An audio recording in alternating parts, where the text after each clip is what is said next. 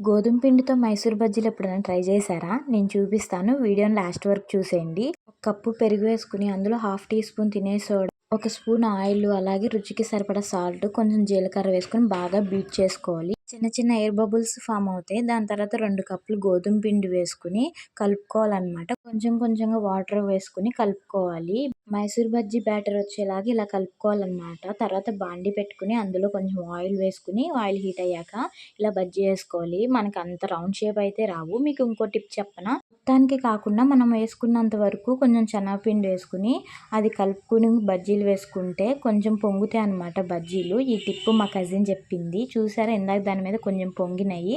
ఇంకా హోటల్లో వేసేలాగా కొంచెం ట్రై చేద్దాం అని చెప్పి ఇంకా నేను కూడా కొంచెం పిండిని అయితే తీసుకుని హోటల్లో వేసినట్టు ఇలా అయితే ట్రై చేశాను.